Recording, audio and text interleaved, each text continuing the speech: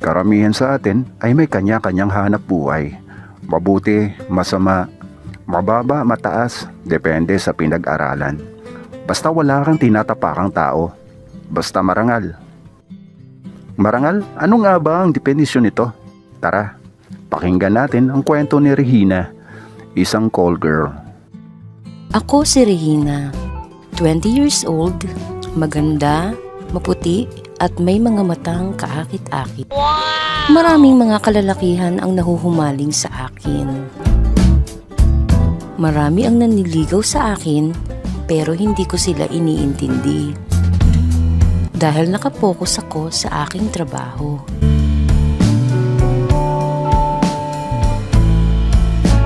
Isa akong call girl.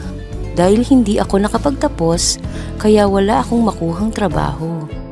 Namatay na ang aking ina at iniwan naman ako ng aking ama.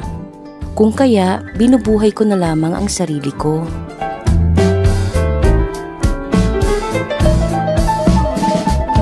Masaya ako sa aking trabaho.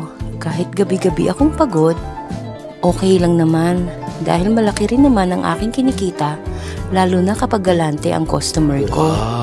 Mag-isa lang akong nangungupahan sa isang maliit na kwarto. Minsan, dito ko na rin dinadala ang mga customer ko para sa akin na rin magbayad ng place.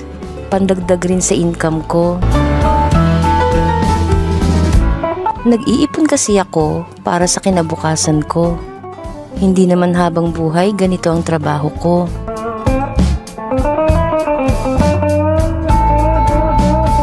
Isang araw, habang nagpapahinga ako, may nag-text sa akin. Nakuha daw niya ang number ko sa isang mga naging customer ko. Naging interesado daw siya sa akin.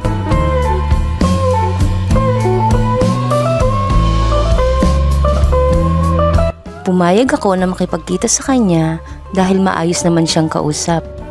Sabi niya, magkita daw kami sa isang hotel sa Cubao. Siyempre, alam na niya kung ano ang trabaho ko. Nauna siya sa room. Pagpasok ko, nakahanda na ang pagkain at inumin. Wow! Natuwa naman ako dahil first time ko na may nagtrato sa akin ng ganito.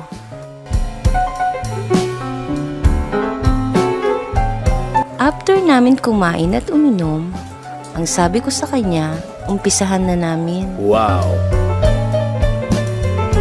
Pero nagulat ako dahil hindi daw ganun ang gusto niya sa akin.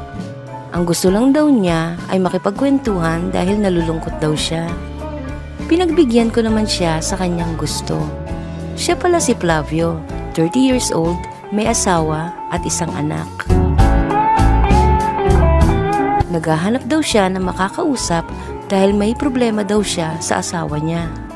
Hindi na ako nagtanong kung ano yun. Masarap kausap si Flavio, malakas ang sense of humor. Kakaiba siya sa lahat ng naging customer ko na ang gusto lang ay ang katawan ko. Natapos ang oras namin nang walang nangyari.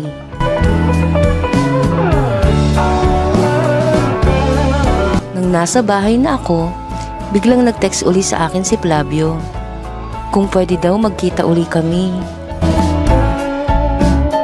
Sabi ko naman, no problem. Basta kailangan may mangyari na sa amin. Pabiro kong sagot. Natawa naman siya.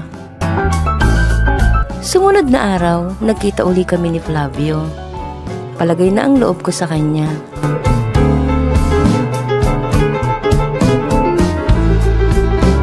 At may nangyari sa amin. Kakaiba si Flavio. Nag-enjoy ako sa ginawa niya sa akin. Wow! Hindi ko maipaliwanag ang aking naramdaman para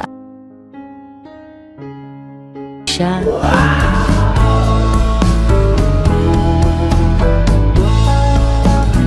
Hindi ko na itinuring si Flavio na isa kong customer. Sa halip, nagkaroon kami ng relasyon. Sa bahay na kami madalas magkita.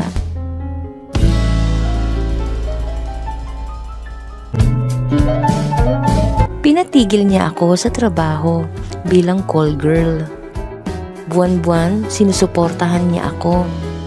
panggastos araw-araw at pambayad sa mga bills. Maganda rin naman kasi ang negosyo niya. Tumagal din ang relasyon namin ng higit 1 taon nang walang nakakaalam. Minahal ko siya ng sobra at ganon din siya sa akin.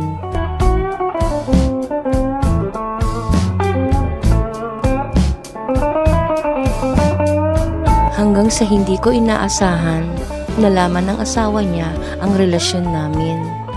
Pinagbantaan ako ng asawa niya na kapag hindi ko daw hiniwalayan si Flavio, ipakukulong niya ako. Gusto ko sanang ipaglaban ang relasyon namin, pero hindi na nagparamdam si Flavio. Wala akong nagawa, kundi ang umiyak. Nagsisi ako sa mga ginawa ko.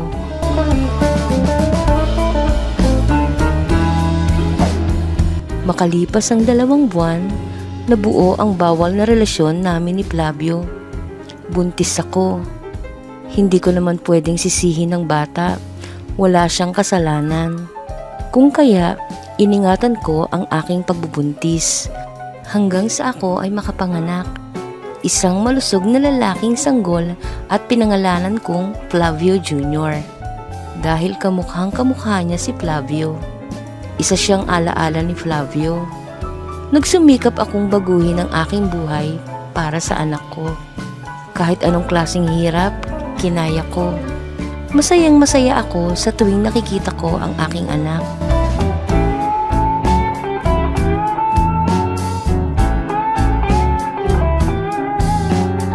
Nagsisilbi siyang lakas at inspirasyon sa akin para harapin ko ang mga pagsubok sa buhay.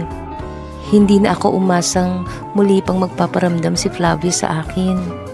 Sapat na si Junior ang binigay niya.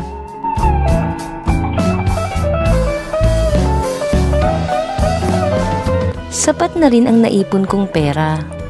Nabigla ako nang may pumasok na malaking halaga ng pera sa account ko.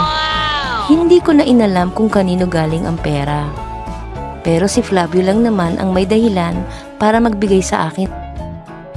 Nagsimula ako ng maliit na negosyo. Sinuwerte naman ako at naging maganda ang kinalabasan ng negosyo ko. Napalago ko ito at nakapagpundar ako ng mga ari-arian. Kay Flavio, wala na akong balita.